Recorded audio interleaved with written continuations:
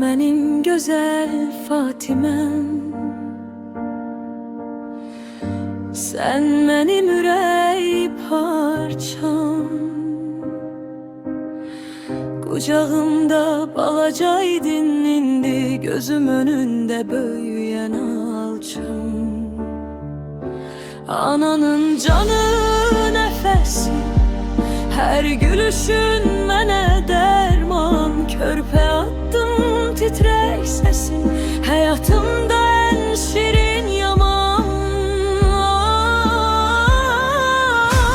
Sən mənim gözəl Fatiməm, evimizin gülüşü, evimizin ışığı.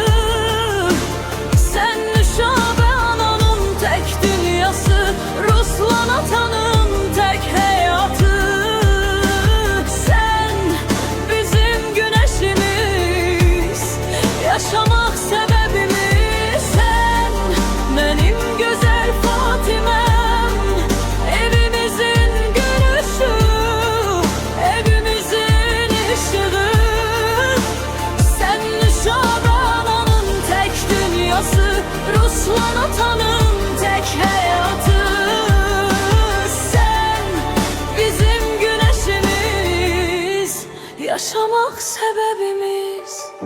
Ne tez büyüdün kızım, giyindirdim o ilk don. İndi güzgü önünde fırlanıp bakana büyümüşem deyirsən her an. Sen atanın gülü, her şeysen, onun kalbinin derin sesi. Masanın başı boş olanda hatıran doldurur her küncü herkesi.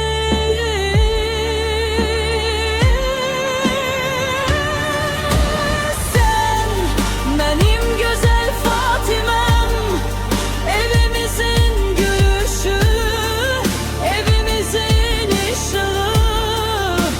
Sen Nüşabə ananın tek dünyası, Ruslan atanın tek hayatı.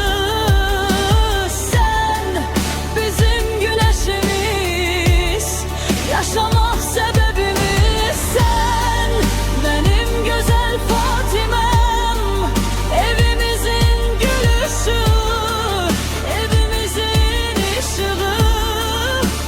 Sen Nüşabə ananın tek dünyası, Ruslan atanın tek hayatı.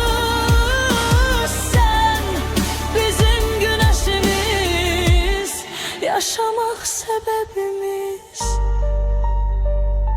Yolun uzun, hayat senin, her günün olsun nur aram. Yıkılsan da gah yanımıza,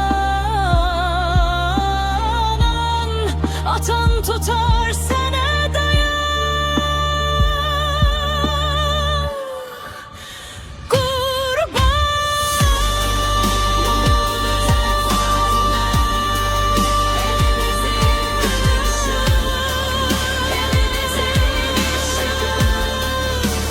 Sen Nüşabə ananın tek dünyası, Ruslan atanın tek hayatı. Sen bizim güneşimiz, yaşamak sebebimiz.